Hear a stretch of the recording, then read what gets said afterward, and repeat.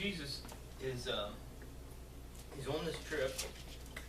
He knows that he's got to go through Samaria. He said, now, therefore, when the Lord knew that the Pharisees had heard that Jesus made and baptized more disciples than John, though Jesus himself did not baptize, but his disciples, he left Judea and departed again to Galilee. But he needed to go through Samaria. Well, how did he know that he needed to go through Samaria?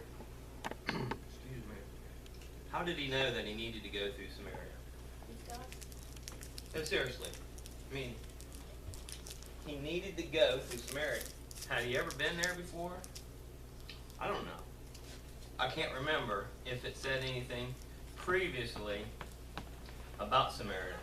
So, Samaria is a country that is next to, or it is in Israel, okay, but the Samaritans weren't Jews, or they were part Jews, or the nationality, I can't remember.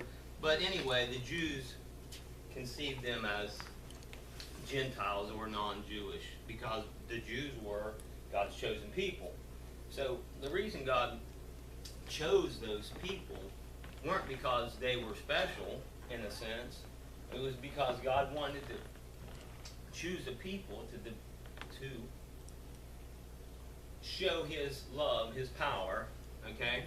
So I'm going to choose these people, and they're going to change the world. Or they're going to introduce the world to him. But then what happened, the Jews got prideful and said, well, we're better than the rest of the world, And so anyway, so Jesus needed to go through Samaria. It says, What verse? okay, this would be verse 4. 4:4. Okay? But he needed to go to Samaria. Okay, so verse 5. So he came to a city of Samaria, which was called Sychar, near the plot of ground that Jacob gave to his son Joseph. Now Joseph's well was there, and Jesus therefore, being wearied from his journey, thus sat by the well. It was about the 6th hour. Now this is kind of remarkable to me when I read that he said that Jesus was wearied from his journey. And to me, it's like, wow. Jesus is wearied from his journey.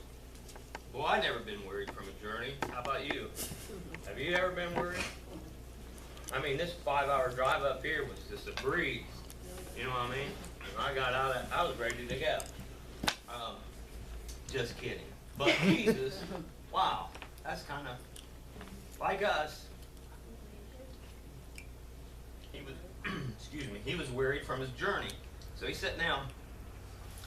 Now that's John's interpretation of it. Do you really think Jesus was weary? Maybe in his body he was. Mind and spirit.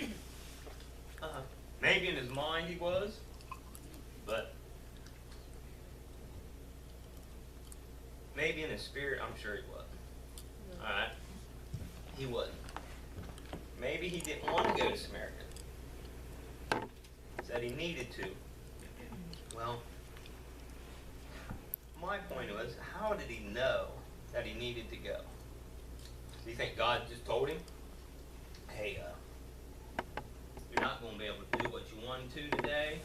You have to go to Samaria. All right? Maybe. Or maybe he just felt like he needed to go.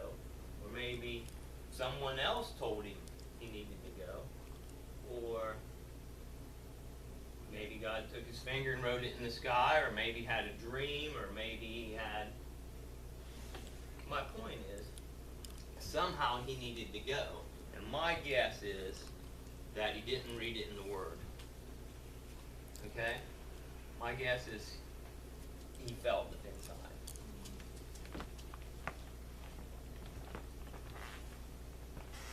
So what I'm saying is, sometimes we have this feeling that's inside called perception, Okay? And it's just a feeling that we get. And usually, and this sounds, whenever we get into a situation, the first thing that we feel, okay, our first reaction when anything happens, not 100% of the time, but a high percentage of the time, that's God. It's the feeling. Okay, we get this feeling. Now, don't mix that with emotion, because if you get mad, that doesn't mean the first thing that you feel when you get mad, that's God. No, that's you. Okay? But I'm just, if you really pay attention to how you feel, okay? Not physically, all right, emotionally, but in contact with the Spirit of God. That is the Spirit of God that is running to and fro on this earth. It's going, trying to communicate, because why? God's a communicator, okay? This is one of the way He communicates. So now, Jesus knew He had to go there, okay? He needed to go there. Did He know why? Maybe He did. Maybe He didn't. I guess He kind of knew. He kind of knew what was going on.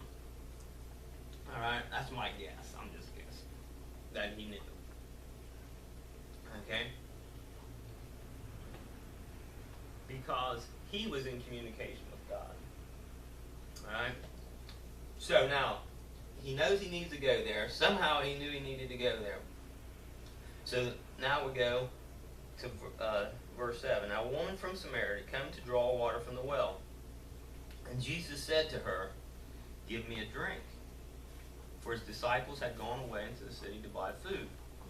And when the woman of Samaria said to Him, "How is it that you, being a Jew, ask a drink from me, a Samaritan woman?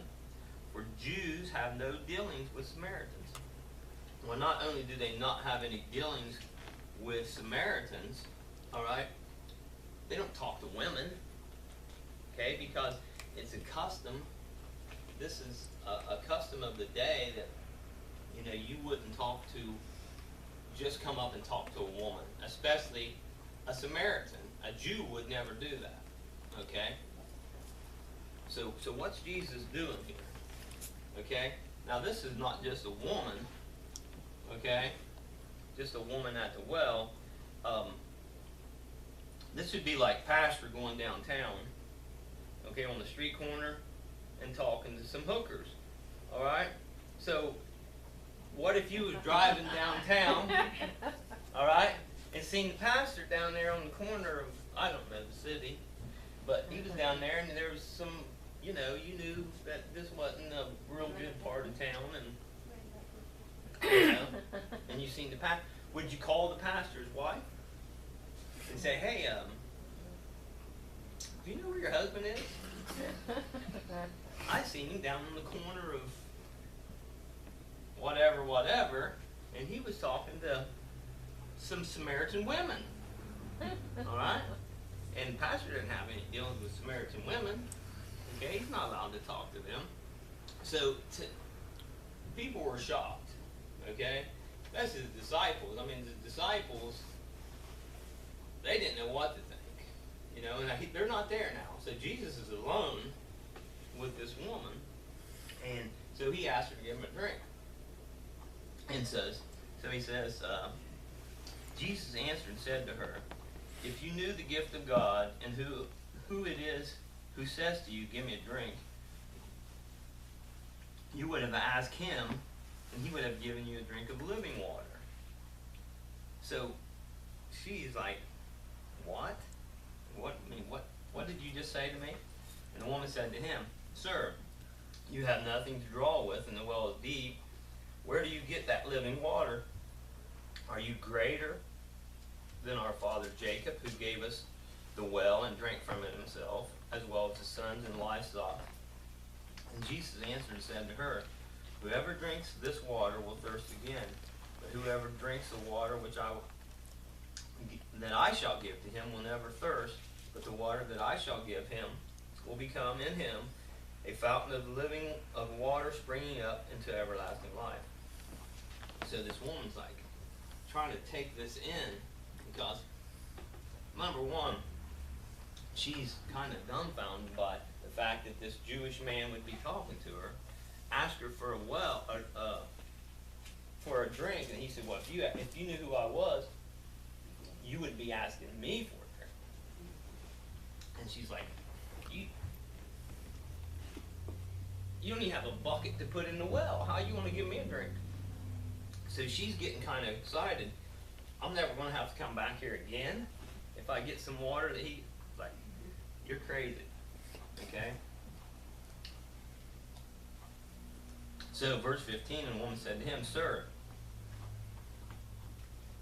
give me this water, right, that I might not thirst, nor come here to draw."